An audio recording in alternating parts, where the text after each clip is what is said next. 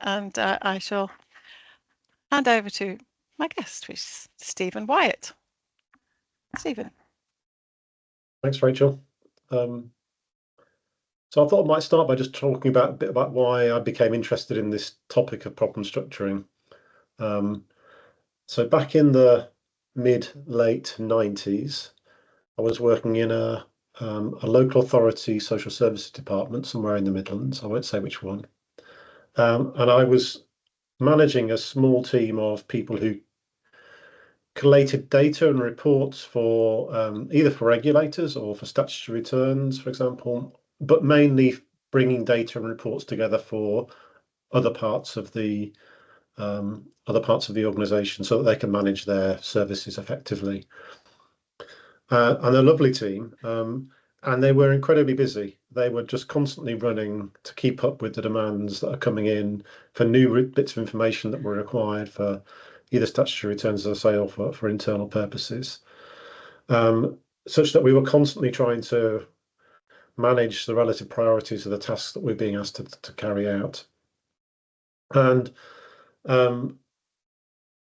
there was kind of like I don't know, some of those sort of sliding door moments at some point in the first few months when I was there, when I could easily have become, I suppose, caught up in that treadmill, just joined the treadmill along with my colleagues, constantly trying to produce more and more data to satisfy all the new requests that were coming in. But for whatever reason, I had a bit of time to sort of reflect on it a few months after joining the organisation. And so the three things that really struck me at that point, when I sat back and I thought back about the first sort of few months of my time in that organisation and what the team were working on. The first was that the analysis that we were doing was relatively rudimentary. It was essentially counts of things. How many of these things happened in this time period, in this area, maybe proportions, sometimes rates, but nothing really more complicated than that. Lots and lots of it, but there wasn't an awful lot of clever analysis going on, even though the people that were working that team were very skilled in those areas. They came from backgrounds like stats and epidemiology, and they had the skills, but they were not being asked to use those skills in most of the work they were doing. The second thing was, although we were very, very busy satisfying all these requests, I wasn't quite really sure that they were making any difference. When I, in the few cases I could sort of track back through to see what happened, I couldn't see any decisions falling out of them or any changes taking place as a result of this information. People seemed desperate for it, but I wasn't quite sure what they were doing with it once they received all this information. And the third thing was that on the occasions where I had an opportunity to sit down with the person who was making the request, usually those people were too busy or too senior to speak to me. They just wanted me to pick up the request and deal with it or pass it on to somebody else to deal with. But when I was brave enough to actually ask a more friendly individual who was asking me for this information, why they were asking for it and what they were planning to do with it, they often led to really interesting conversations, which fundamentally changed the nature of the request that was being made, such that what I went away with as a task to pass on to my team to deliver was very different from the original presenting request. And I couldn't quite shake this thought that there's something really important going on here that I needed to understand better, rather than just become more and more efficient at delivering more and more data to more and more people as the requests came in. But, I mean, it's a bit of an aside, but often I found that the more we provided to people, the more requests they made. So it wasn't satisfying them. It was just leading to a proliferation of more and more requests. So I kind of felt like we were on hiding to nothing, and I had to do something different. And I started getting interested in this notion of problem structuring as a result, which I kind of feel has been like a sort of background interest in over my whole career, but I've never really. I'm not by no means an expert in it. I haven't been on any courses on it. I've read a few books on it. I think it's something I wish I'd spent more time thinking about and learning about early on in my career. And I think probably it's the one thing, if I was to spend more time on, I would get more benefit out of that. I could make more impact with the work I did if I was to perfect my skills in problem structuring a little bit more. So I'm just going to share my screen now before I.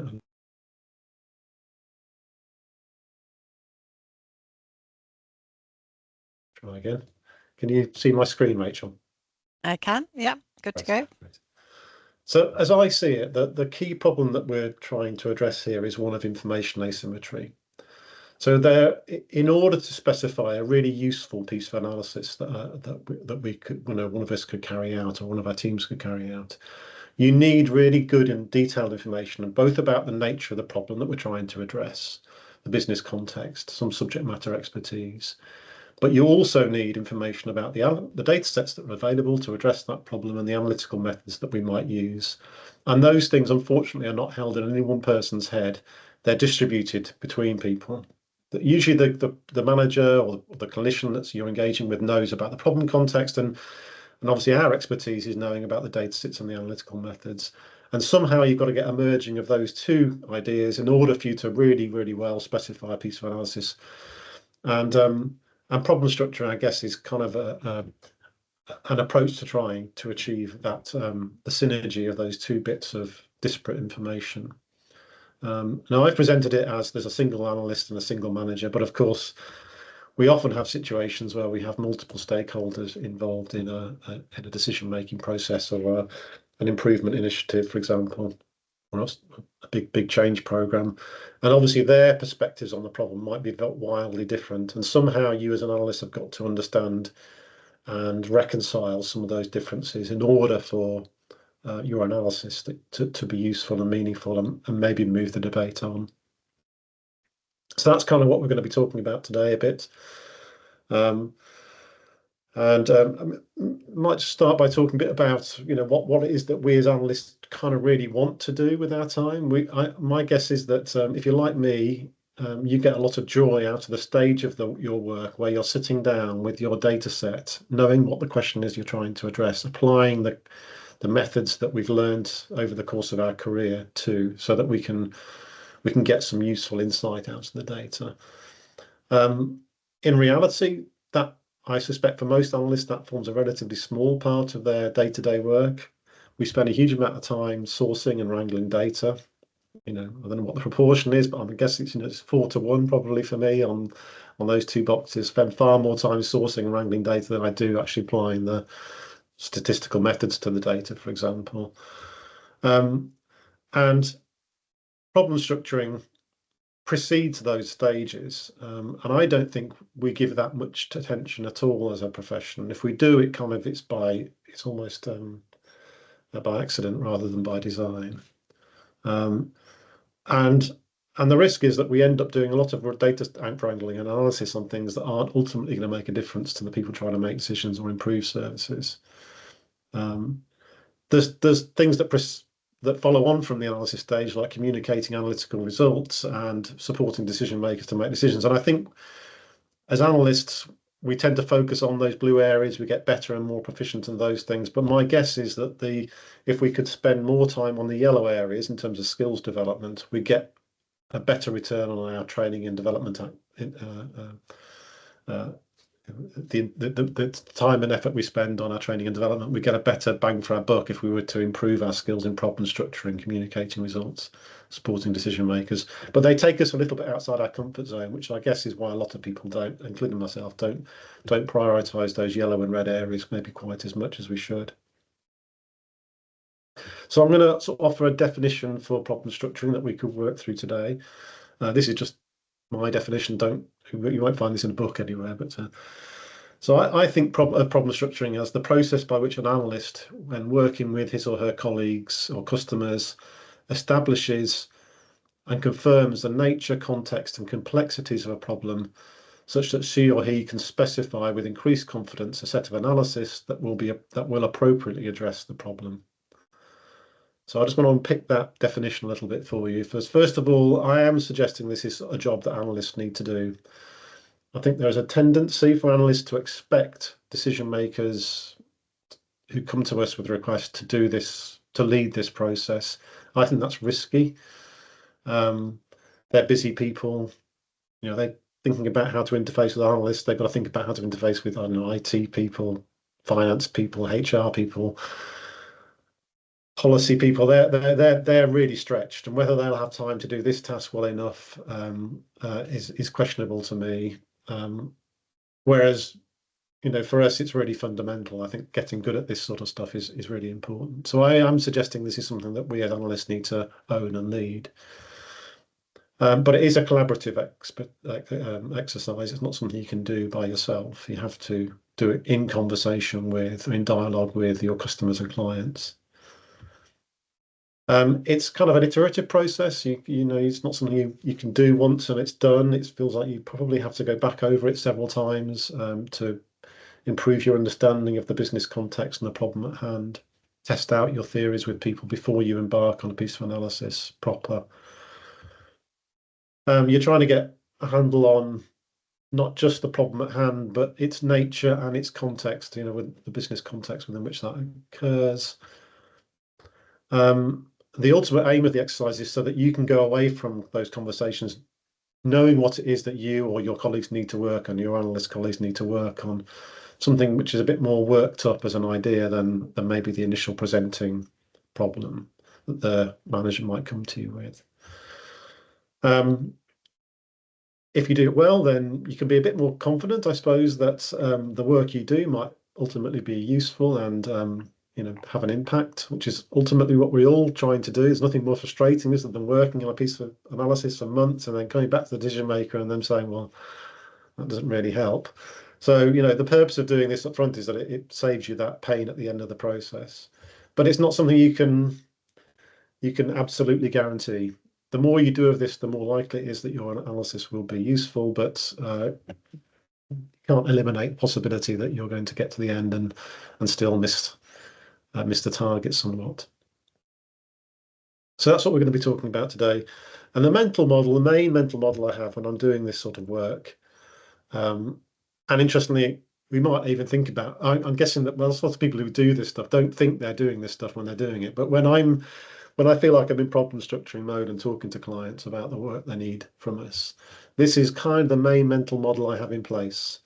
I'm trying to get a really good connection between the problem that they're coming to me with, the data that I have available to answer those questions, and the methods that I might be able to draw on.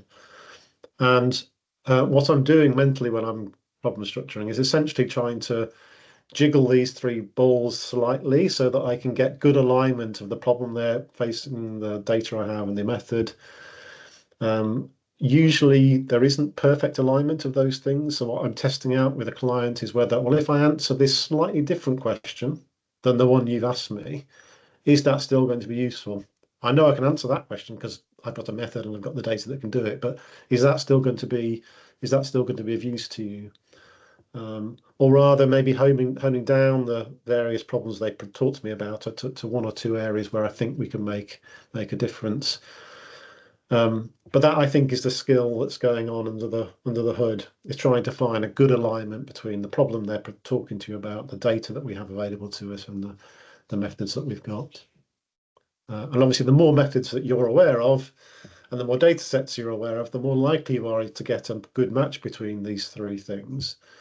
But equally, the more you understand their problem, the more likely you are to get a good match between the problem, the data, and the method.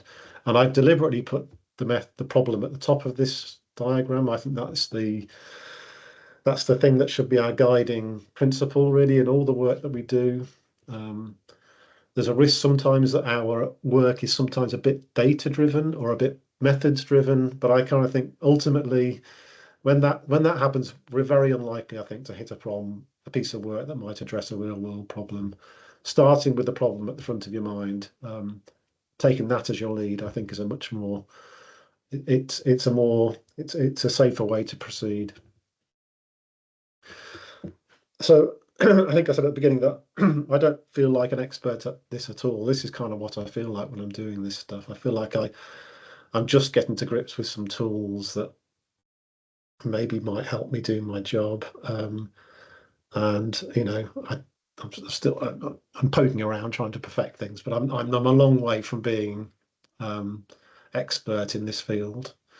But when you see it done well, it is definitely, it looks like a well-honed craft that almost happens naturally and without any thought. It becomes almost, when I see people who do this well, that it's very difficult to see what's actually going on under the surface. So, it just looks as if it happens so naturally. How could you ever learn it? So I suppose what I'm going to try and go through today is some thoughts and ideas about that I think maybe people have got and use, and what I have found useful anyway, that help me become better at this craft of problem structuring. But anyone coming today hoping that this is kind of like I don't know, a science that they can just learn and deploy, like I don't know, a statistical technique, I'm afraid that's probably not the case here. It's much more a craft that you would learn over the course of many years and become slightly better at.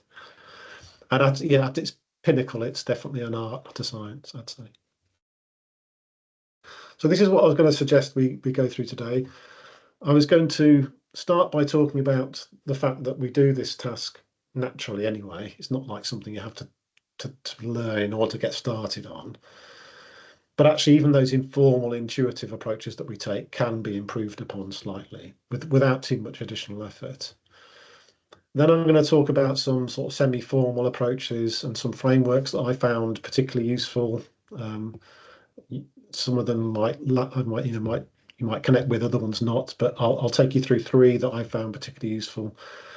And then I'm going to signpost you at the end to some sort of more formal methods that exist, because there are people out there who specialize in this problem structuring arena, and there are very particular methods that people have developed and built up and documented and researched. So I'm going to point you towards those at the end, just in case this is something you might want to pursue more thoroughly. And I'd say particularly if you're early stage career, definitely invest the time in learning a bit more about this. It will pay dividends, even if it's uncomfortable for you, not your natural way of working. It will be worth it in the long run. So, as I said, I don't think this is a problem structuring is kind of an innate human skill. I think almost everyone can do it almost immediately. And whenever you're having a conversation with a manager or a clinician about something you might help with, you're in that mode, and it's just a conversation, and we can all have conversations, whether that, but even sometimes, even when that's via email or something, you're testing and clarifying ideas with them. That is kind of what you're doing, you're problem structuring. But I do think there's just sort of some tendencies, particularly maybe within our profession, to shortcut those conversations. We want to get beyond them so we can get back to our work. And I think sometimes in the rush to get beyond the conversation about what's required so we can get on with doing it, partly because we're busy and partly because that's what we're interested in, we might miss opportunities to make better use of those conversations between yourselves and clients and customers. And one of the sort of frameworks that I think has been really useful to me is to think about the shape of a conversation you might have with a client or a clinician or a manager. And I think a good conversation has kind of these four key stages. First of all, you start with sort of opening up the debate, getting them to tell you a little bit more about what it is that they're thinking about, why they've come today, and why they're speaking to you about this. This is sort of getting the front of mind stuff off the client, really. But then immediately after that, you need to go through a stage where you're trying to open out the conversation. They will be in a hurry. They will have some instincts about the best way to proceed, but you want to stop them in that process and get them to think a bit more broadly. How long has this problem persisted? What things have they tried before to try and address it? What are they aware of that other places might have done? What are the barriers that might be in the way? What are the parallels in other service areas that might exist for this sort of problem? How do other services deal with these sorts of challenges? So lots of questions to try and get them off their main track of trying to tell you, please do X for me. You're trying to knock them off that path so that they've got a bit of time to explore it themselves and to also to bring you up to speed with their thinking. And that's quite an uncomfortable stage for the analyst, because you're ending up starting with something simple, which is what they usually present with, to something multifaceted and complicated. And the more you do of that, the more useful it is, but also the more threads you've got running concurrently. And somehow you've got to bring all those threads back to a decision about a particular piece of analysis that you might do. And that's what the next stage is, trying to focus in down on something, some of those ideas that you've thrown around into something that might be the focus of a piece of analysis. So maybe thinking about, which of the various lines of inquiry that you've talked about do you think might be most fruitful? Where are the priorities? What are the timescales required for this piece of work? Does that eliminate some things that you might want to do, but frankly aren't practical or feasible? And then finally, a progressing stage where you're trying to settle on exactly what it is that you're going to be doing. What are the next steps? What are you going to do when you go away from this meeting? Getting some agreement with them about the space you need to kind of work up the brief for this question, really. So even if you're doing nothing more than just trying to, approach this task of problem structuring from a sort of informal and intuitive perspective, even if you just try and think about the shape of a conversation you're going to have with a client before you start that conversation, thinking about the stages of that conversation and what you need to get out of it, thinking about the prompts you might use to get information from them, I still think that can be really valuable. In and of itself, it'll be a step forward in what you would ordinarily do, and that wouldn't take hardly any effort at all, I think. So rather than going into a meeting unprepared, just waiting to see what they say to you, almost think about what are the, at least not, you might not know the content of the conversation, but at least think about the shape of the conversation you want to try and engineer, and maybe taking a bit of a lead in trying to engineer that shape so that they feel as if you're chairing the conversation, almost leading them through a process that's going to be useful for you. I'm not saying that's not without challenges, particularly if we're talking about senior people who are very busy, but if they're going to send you away to do a piece of work which might last several weeks or even months, then I think they should be able to give you the time to do it, to at least have a reasonably thorough conversation about a piece of work that they want you to do. And if they can't do that, then I question about similarly the time they'll have to use the results that you might give them to them. So there's a question about if you have any scope to prioritize amongst your tasks. If people can't give you that time up front in a project, then maybe those aren't the tasks that you prioritize for yourself. So that's really thinking about the problem from a sort of intuitive, informal sense. So next, I'm going to take you through 3 frameworks, which I have found useful in the past. These are frameworks I try and hold in my head when I'm having conversations with a client. I don't expose these to the client. I'm not taking them through the frameworks explicitly. I'm trying to think about these frameworks in the background so that I know roughly what questions I'm going to be asking and what of myself about the nature of the problem and how therefore I might go about addressing it.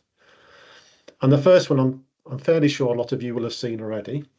It's been only because it's been around for such a long time, and that's this framework called Problems, Puzzles, Problems and Messes. And it was developed in the 1970s by Russell Ackoff, and kind of reframed by Michael Peel in a very famous sort of software soft operations research book called Tools for Thinking in the late 90s.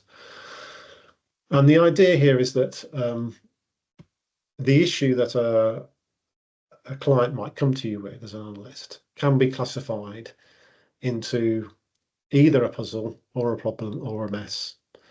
And you have to ask yourselves 2 questions in order to determine which of these 3 classes a presenting issue falls into.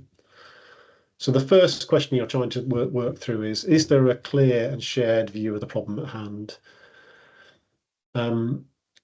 So clear in the sense that, is there any coherence to the nature of the issue that's being presented to you? Does it seem like reasonably well shaped and reasonably fixed? If you probe it, does it stay roughly steady? If you were to ask that person's colleague about the nature of the same problem, would you get a similar description of the problem at hand that needs to be addressed?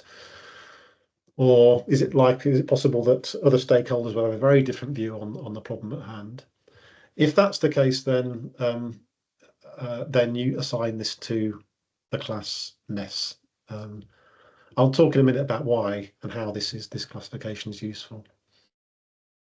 So the second question, if the answer to the first question is yes, there is a clear and shared view of the problem at hand. The next question is whether the problem is perfectly and fully defined. So have you got all of the information that you need now in order to go away and apply your analytical techniques to the data? If the answer is yes, then it's a puzzle. And if the answer is no, then it's a problem. I should say these are my framing of the questions that make up the ACOF hierarchy diagnostic tool. So you'll find other versions of these in other texts, but this is the way I tend to think of it these days. So you're trying to decide really whether or not there's a shared view of the problem at hand, and if there is, whether you've got all the information you need in order to go away and answer the analytical question without making any judgments at all, just by applying analytical techniques to the data available to us. So just to get us in the mood of this stuff, I'm just going to run through a few examples. So let's imagine you bump into a director in the corridor. They're late for another meeting, but they mention that a summit has been called with the leaders from other local organisations, NHS organisations, and in the local authority to, and then in quotes, sort out the problems with the urgent care system. And they asked whether you could pull some data and charts together that will be used to set the scene for that summit. So thinking about the ACOF hierarchy, where would we classify this issue? I think you'd probably agree with me that there isn't a huge amount of definition here. And that if you were to ask people in other parts of the system about their view on the urgent care system and the issues it faces, you'd probably get a very different answer. And so this fails the first question on the ACOF hierarchy. So this presenting issue would be classified as a mess. I'm going to give you another example now. This will take you a minute to read, and I'll let you read it rather than read it out.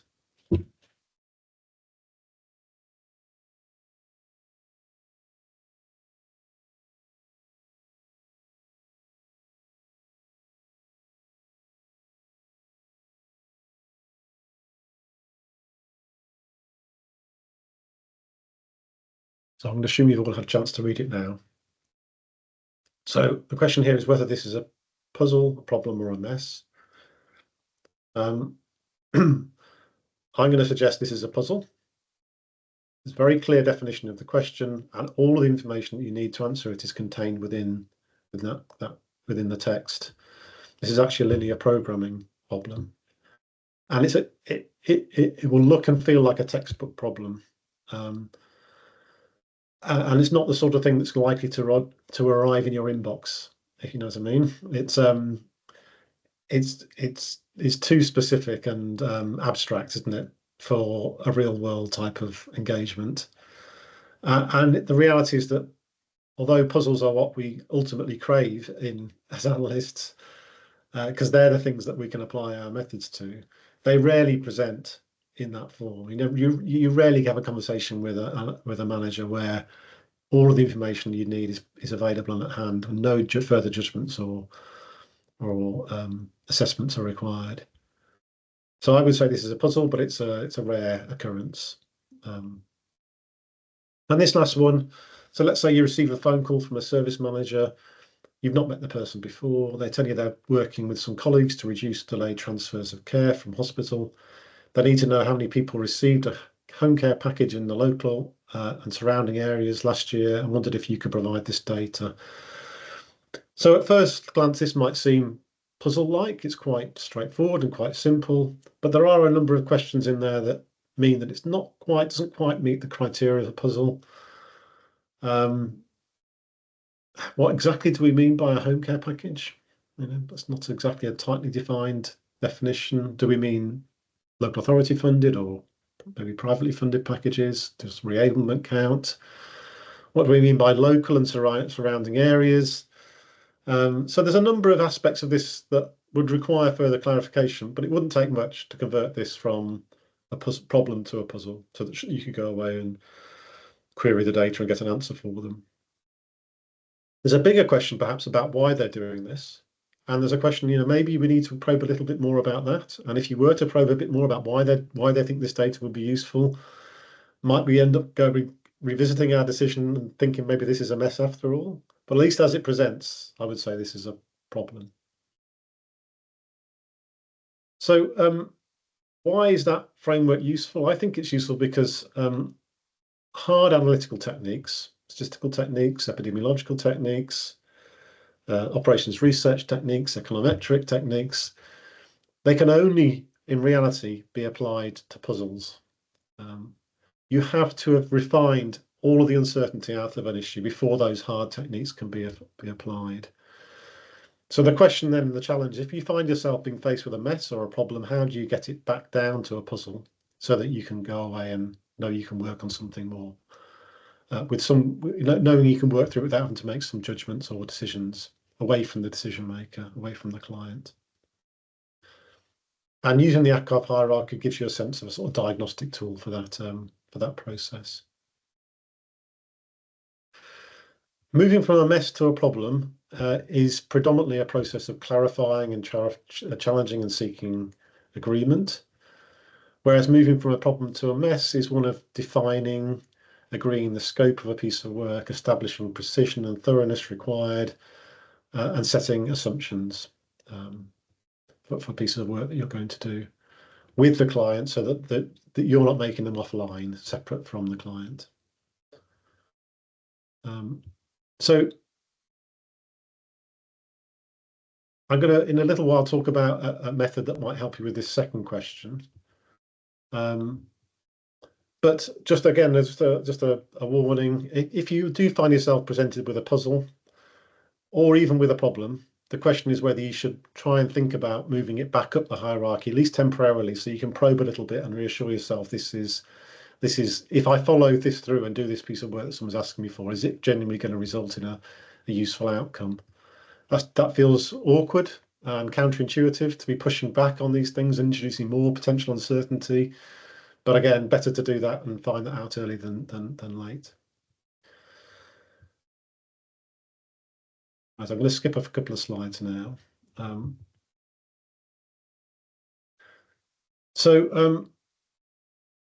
One of the things that we need to bear in mind when problem structuring is about the methods that we use. And the next framework is kind of useful in helping you to think through, narrow down the search for an appropriate method. And that's about thinking about not what is required, but how you might go about it. And most of the analysis that we do, I think, can be neatly classified into one of these 5 categories. Either we're trying to describe the world, we're trying to explain the world, we're trying to predict things about the world in the future, we're trying to prescribe a course of action, or we're trying to evaluate whether something that we've done has had an effect. And I can send you these slides around later that kind of flesh those ideas out in a bit more detail. But the purpose of trying to work out what the nature of the problem is, which of those 5 categories your question might fall into, is that it narrows down the search for the sorts of methods that you might use in the analysis, because there are methods that are aligned with the underlying questions. And one of the key issues I see with analyses that fail is where people have applied the wrong method given the nature of the question. When they've done a descriptive analysis, when what people really want to do is draw causal inferences, for example, when they're trying to predict things, when really what we're really trying to do is explain what's happening. So second technique, in the interest of time, I'm not going to go through it in detail, but it's kind of to encourage you to think about the nature of the problem and therefore what methods might suit addressing that problem. And the last sort of the last idea, the last framework I was going to offer you is one about trying to decide how much is enough. So often when we're faced with a piece of analysis, you've got a choice about whether you do something quick and dirty, or whether you do something a bit more thorough, or whether you throw everything at it and take a huge amount of time and energy and resource trying to address the problem really, really thoroughly. And this next framework I'm going to show you kind of breaks that idea down into a series of levels. It's from a paper that was published by Hicks and Peng in 2019. I'll send you the reference maybe in the link. And the insight in this paper is that when we're thinking about the thoroughness needed for a piece of analysis, it's not unidimensional. There are different aspects of thoroughness you might achieve for a particular piece of analysis. And if you can, through conversations with the client, work out which of these aspects of thoroughness are particularly important, you can refine your analysis so it addresses the question thoroughly in ways it needs to, but leaves other areas much more sketched out without losing any confidence in the results for the decision maker in the context they're operating. The ideas in the paper are a little bit hard to get your head around, and I'm probably not going to have time now to go through them in detail, but I'd encourage you to have a look at that paper. If what you're often faced with is wondering how far to take a piece of analysis and whether or not you need to do everything really thoroughly, then I think this framework gives you a really good way of getting into that debate. You might develop your own concepts off the back of the paper, but that gives you a really good starting point, I think, for that sort of conversation and that thought process. So I'm going to skip through these in the interest of time. But the idea is that maybe rather than trying to do everything thoroughly, you might, in conversation with a client, realize there are some aspects of the problem you could just leave relatively sketched out, again, without losing any value for the client, really. And given that we're always pushed for time and the client is always in a hurry, knowing which bits of the problem we really need to get spot on, and which bits we it's good. Something roughly estimated is good enough is a really useful thing to know. And if you have this sort of framework in your head, then you can engineer some of the questions for your clients to help you understand which bits of the problem, as I say, need to be addressed really thoroughly and precisely, and which bits less so. So the last thing I was going to say was that this idea of problem structuring, I've kind of given you sort of my potted version of it mainly from my experience and working out which things I find useful in conversations with clients. But there are some very well established and thoroughly documented methods. And if you ever find yourself particularly in the mess category, you might want to think about drawing somebody in who can help you apply one of these standard methods to those problems. You might have heard some of these before, but they're all well documented. Soft systems methodology comes from operations research background, as does SODA. Scenario planning, there's a colleague in our team, David Frith, who's has used scenario planning many times to help people structure the problems they're facing. And then I think Mohammed and others, we might have had presentations before, I think, Rachel, on theory of constraints, so you may have come across that. That would be regarded as a problem structuring method by people who think about this stuff day in, day out. So, don't take my word for it. If it's something you're really interested in and you want to read a bit more about it, then these are 4 of the well-established techniques in that area where, if you're really interested, you could become a practitioner in problem structuring per se and specialize in one or more of these techniques. Where a problem is sufficiently big and large and uncertain, and there's enough stakeholders and enough at stake to making sure you do the right analysis worthwhile. I'm going to finish there, Rachel, and hand back over to you for questions and comments and other observations from colleagues. Thanks, Stephen. That's a really excellent walk through introduction to problem structuring, and I can see your diary, your schedule at the moment now, Stephen. So I'm just seeing what you've got on next. Well, you've got a busy day. And I've got a busy day. Yeah. This is presentation number 2. This is. Yeah, you just illustrate. This links back to my first point earlier on, saying how do you plan your time and and all that kind of stuff. So you're just basically slipping that in. So this is how it should be done. Learn from me. No, that is definitely not something you want to take lesson from me on how to organise your diary. No, thanks very much. So I did actually forget to ask people to put questions in Menti, but we do have. So I've got lots of questions for you, so that's fine. But I do have a hand up. So Nick, have you got a question or a comment for Stephen? Thanks, Rachel. Yeah, no, very good presentation, Steve. Thanks very much for that. Just wondering, can you share those slides? Because I think they'd be excellent as a sort of source to at least start off, as a start point for further research on that. But it's very useful on their own, I should imagine. Yeah, thank you very much for that. I'll send them across to Rachel. Yeah, I'll get them shared out, and the recording of this will be on the website as well. So if you want some you want to add that in as well, a couple of days I think it usually takes us to get some editing me out basically, and making it all sort of succinct and interesting for people, so they have more of a bite-size introduction, for example, to problem structuring. Yeah, so this is one of the just making sure. I think we did have a question. We have got some questions actually, but before I go to those, we did have we used this as sort of a reasonably significant part of our leadership development for analysts course, didn't we? Because one of the which you would have run, and we haven't run it for a little while, but the reason for that is because it's so important for analysts, and that was for senior analysts at that time, to learn the skills to talk to the people who are asking them to do stuff. And I really like the idea that analysts should, in fact, as hard as it might be and quite challenging if they don't necessarily have that relationship with the people who are asking them to do stuff, they should lead that conversation, because it's very much in their interests to come away from that conversation, which won't be a one-off, with something that they have and that they're really confident that they can then sort of take that forward. I'm going to we have got lots of questions now, so if I share my screen, and I will, I don't think you're logged in, so if you just want to just work through these, Stephen.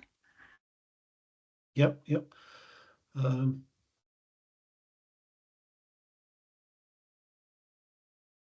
Yes, I mean, so I'm just trying to address that first question about. Yep. So I guess I'm an analyst and I see the world from that perspective, and most of the work I do is very much they're projects that last a few months, trying to gain insight or knowledge or prescribe a course of action in a particular area. But there are other ways to view the world, such as through service improvement lenses, for example. And I think that would lead you down a different path, a different methodology, different set of skills that you might use and deploy as an analyst working in that sort of context. So I suppose I wouldn't see these as I think that any given context, an analyst can contribute something useful, and sometimes service improvement methodology might also be useful. They're not in competition necessarily. They're just different perspectives on potentially the same starting position. I'm not sure that that's answered the question, but yeah, I wouldn't. I suppose I want to say that it's a bit like that too. Not everything requires an analyst. Not everything is service improvement. You need to work out essentially where you're starting from before you embark on a piece of work.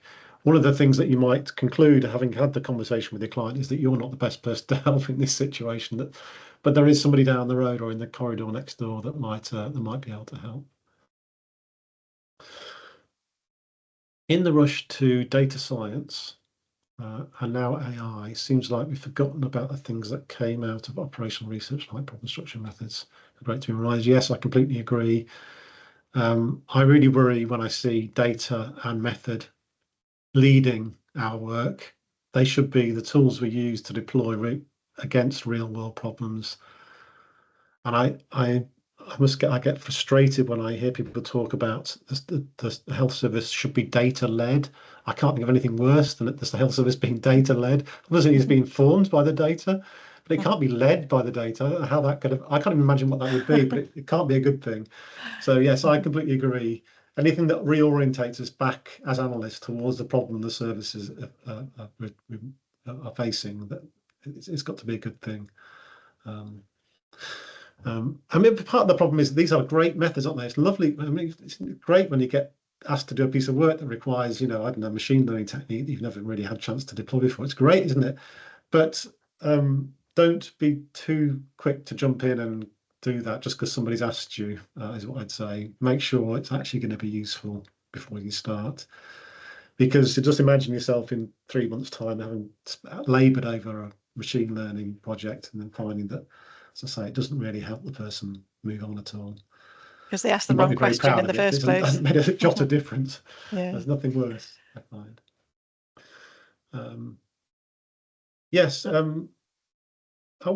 Sally's mentioned this toy model that she's worked on to illustrate the theory of constraints, and I think in an earlier huddle did we show some of the other toy models that we've been producing? These are kind of models to illustrate. Yeah, absolutely. So we did have maybe 2 or 3 huddles ago. We had Andy Hood and colleagues sharing that, and as an ongoing program of increasing the number of toy models, because I think it's a very useful way to not spend too much time sort of developing something when in fact it's not the right thing for you. So no, I'll share the links to that again.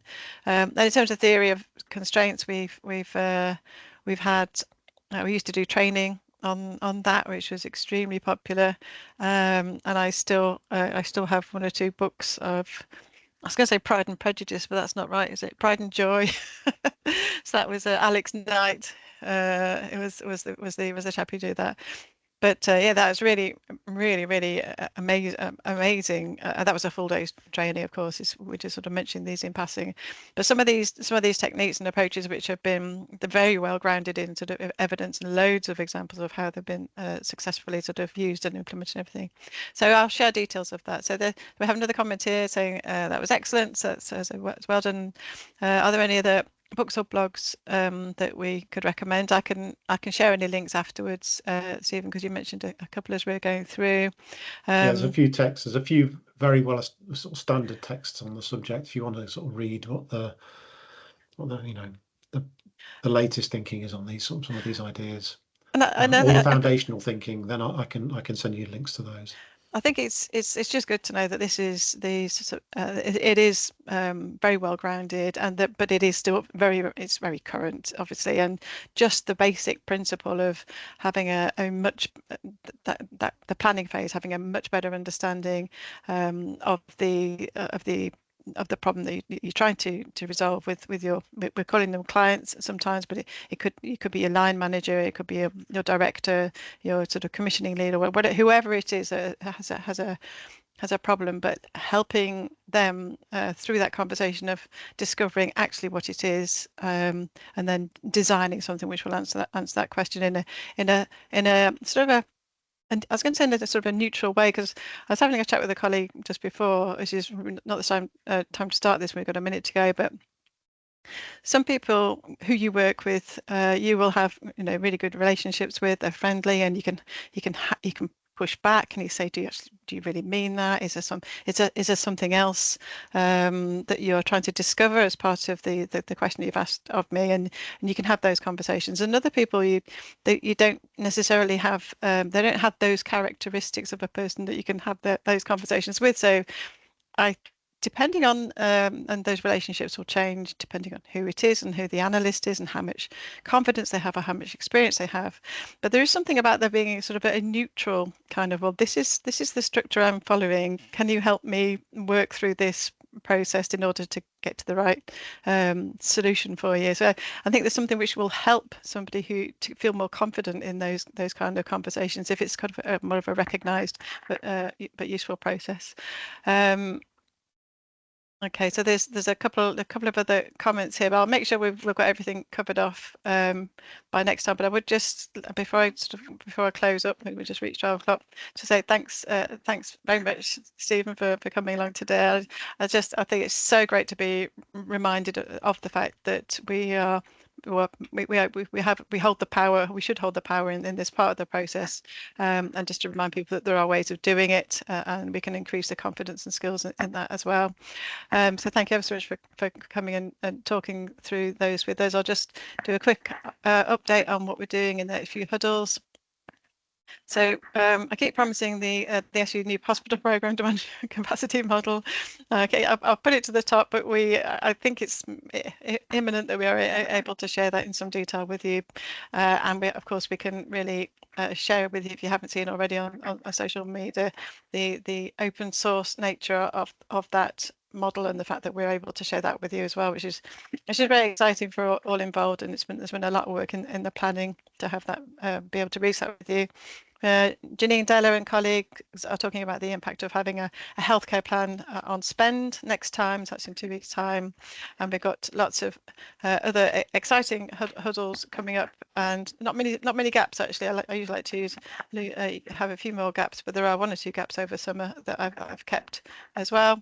And we've got Hacker coming in December, so that's going to be online this year. So it's going to be different. It's going to be quite a fresh approach to Hacker this year. We're going to be, oh well, online means worldwide, doesn't it? I mean, that's how I see it. So we'll be looking to sort of share some information on that with you as soon as we can. Just a quick other opportunities and events that we've got coming up. We've got some reproducible analytical pipeline drop-in sessions with Chris Bealey. There's a registration here. I don't actually know if you can click on the link here. I don't know how this works. And that's next week. And then there's an NHSR webinar on complexity made approachable. So check those out. Both of those are free. I think they're both an hour long. And that is it from me. So I'll stop sharing, and I shall say thank you again for coming, Stephen. I'll share the slides afterwards. I'll put them on the website actually with the recording, with the links that people have asked for, and I'll see everybody in approximately 2 weeks' time, minus an hour and 2 minutes. Okay, bye bye everyone.